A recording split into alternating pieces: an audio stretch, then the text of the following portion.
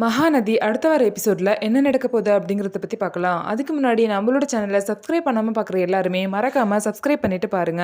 ஏற்கனவே பார்த்தீங்க அப்படின்னா விஜய் வந்து காவேரிக்கு வந்து சர்ப்ரைஸ் கொடுக்க போகிறோம் அப்படின்னு சொல்லிட்டு காவேரி கிட்ட உண்மையை சொல்லாமல் காவேரிக்கு வந்து எம்டி போஸ்ட் கொடுக்க போகிறோம் அப்படிங்கிற விஷயத்தையே சொல்லாமல் விஜய் வந்து காவேரி கிட்ட மறைச்சு வச்சிருப்பாரு.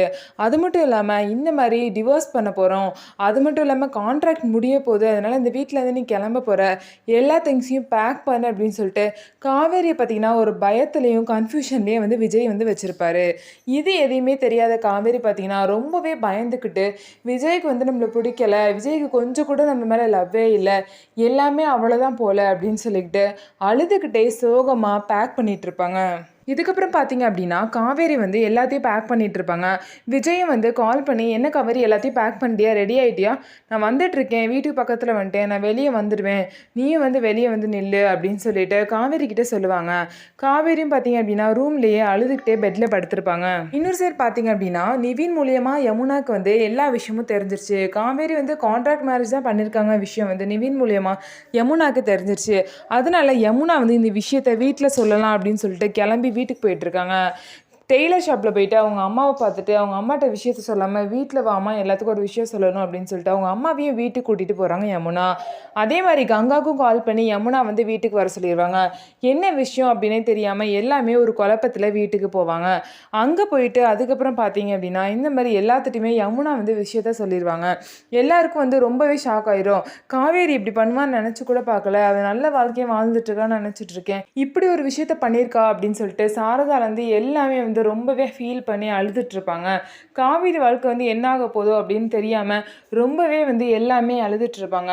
விஜய் வந்து இப்படி செய்வார் அப்படின்னு சொல்லிட்டு நினச்சும் பார்க்க முடியல. இந்த விஷயத்தை நம்பதா இல்லையா அப்படிங்கிறதும் தெரியல. காவேரி ஏன் இப்படி பண்ணா அப்படிங்கிற குழப்பத்தில் எல்லாமே பார்த்தீங்கன்னா சரி வாங்க காவேரியை பார்க்க போகலாம் அப்படின்னு சொல்லிட்டு கிளம்பி போகிறாங்க.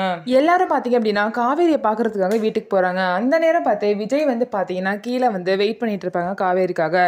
காவேரி இன்னும் வரல அப்படின்னு சொல்லிட்டு விஜய் வந்து என்னதான் பண்ணுற இன்னும் வரல அப்படின்னு சொல்லிட்டு விஜய் பார்த்தீங்கன்னா ரூம்க்கு வந்து காவேரியை பார்க்கறதுக்காக போவார். அங்கே போய் பார்த்தா காவேரி வந்து பேக் எடுத்துகிட்டு அப்போ தான் ரெடியாக வந்து வெளியே வரதுக்காக வெயிட் பண்ணிட்டு இருப்பாங்க. என்ன காவேரி, உனக்கு நான் எப்போ கால் பண்ணேன், இவ்வளோ லேட் ஆக்குற, அங்கே டைம் ஆச்சு, வா போகலாம் அப்படின்னு சொல்லிட்டு காவேரியை கூட்டிகிட்டு போவார். காவேரியும் விஜயும் வந்து கீழே வருவாங்க. காவேரி வந்து கையில் பேக்கோடு வரதை பார்த்துட்டு அவங்க ஃபேமிலியில் உள்ள எல்லாமே ஷாக் ஆயிடுவாங்க. அப்போ யமுனா சொன்னது எல்லாமே உண்மைதான் போல், கான்ட்ராக்ட் மேரேஜ் தான் பண்ணியிருக்காங்க, கான்ட்ராக்ட் மேரேஜ் முடிகிற நாள், அதனால விஜய் வந்து காவேரி வந்து வீட்டிலேருந்து வெளியே அனுப்புகிறாரு அப்படின்னு நினச்சிக்கிட்டு எல்லாமே பார்த்தீங்கன்னா ரொம்பவே ஷாக் ஆகி அதை பார்த்துட்டு இருப்பாங்க.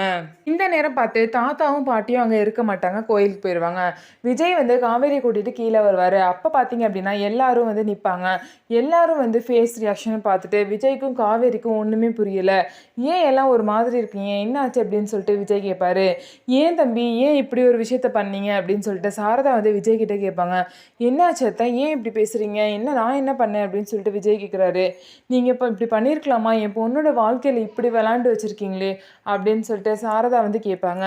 அதுக்கப்புறம் கங்கா வந்து விஜயை பார்த்து, நீங்கள் இப்படி பண்ணுவீங்க நான் கொஞ்சம் கூட நினச்சி பார்க்கல விஜய், நீங்கள் காவேரி மேலே வந்து ரொம்பவே லவ் வச்சுருந்தீங்க, ரொம்ப பாசமாக இருக்கீங்க அப்படி தான் நினச்சோம், ஆனால் இப்படி ஒரு விஷயத்த பண்ணியிருக்கீங்க, நீங்கள் ரெண்டு பேருமே எங்களை எல்லாத்தையுமே ஏமாத்திருக்கீங்க இவ்வளோ நாளா அப்படின்னு சொல்லிட்டு கங்கா சொல்லுவாங்க. என்ன ப்ரோ, என்கிட்டே இந்த விஷயத்த மறைச்சிட்டீங்க, நீங்கள் இப்படி பண்ணுவீங்கன்னு நான் நினச்சி பார்க்கல ப்ரோ அப்படின்னு சொல்லிட்டு குமாரனும் சொல்லுவார். ஐயோ ஃபஸ்ட்டு என்ன நடந்துச்சுன்னு சொல்லுங்கள் அப்படின்னு சொல்லிட்டு விஜய் வந்து சொல்லுவார். நீங்களும் காவேரியும் கான்ட்ராக்ட் மேரேஜ் தானே பண்ணியிருக்கீங்க அப்படின்னு சொல்லிட்டு யமுனா வந்து கேட்பாங்க. இதை கேட்ட காவேரிக்கும் விஜய்க்கும் பார்த்தீங்கன்னா ரொம்பவே ஷாக் ஆயிரும். இந்த விஷயம் அவங்க எல்லாத்துக்கும் எப்படி தெரியும், யார் மூலிமா தெரிஞ்சிருக்கும், ஐயோ கரெக்டான நேரத்தில் எல்லாமே போட்டு இப்படி உடஞ்சிருச்சு அப்படின்னு சொல்லிட்டு விஜய் வந்து நினைப்பாரு. என்ன முழிக்கிறீங்க, நீங்கள் அமைதியாக இருக்கிறதே தெரியுது, நீங்கள் ரெண்டு பேருமே கான்ட்ராக்ட் மேரேஜ் தானே பண்ணியிருக்கீங்க அப்படின்னு சொல்லிட்டு எல்லாமே கேட்பாங்க. அதுக்கு வந்து விஜய் வந்து ஆமாம் நாங்கள் கான்ட்ராக்ட் மேரேஜ் தான் பண்ணியிருக்கோம் அப்படின்னு சொல்லிட்டு விஜய் வந்து வேகமாக சொல்லுவார்.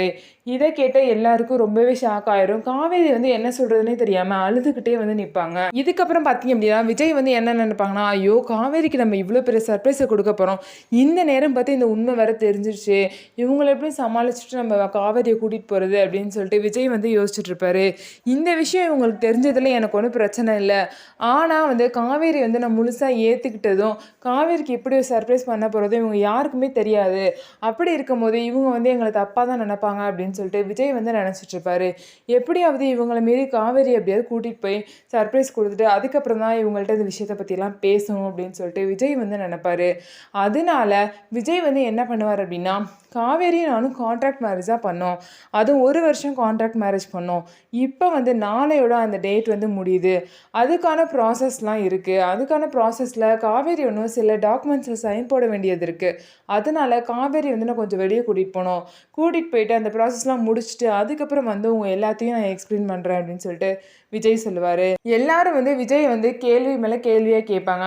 ஆனால் எதுக்குமே பதில் சொல்லாமல், நான் சொல்கிறத ஒரு நிமிஷம் கேளுங்க, நான் தான் சொல்கிறேன்ல டாக்குமெண்ட்ஸ்லாம் இருக்குது, அதெல்லாம் முடிச்சுட்டு வந்து எதனால் இந்த மாதிரி பண்ணோம், என்ன காரணம் அப்படிங்கிற எல்லா விஷயத்தையும் நானும் காவேரியும் உங்கள்கிட்ட டீட்டெயிலாக சொல்லுவோம், அது வரைக்கும் கொஞ்சம் பொறுமையாக இருங்க அப்படின்னு சொல்லிட்டு எல்லாத்தையுமே சொல்லிட்டு காவேரியை கூட்டிகிட்டு வந்து விஜய் வந்து கிளம்பிடுவார்.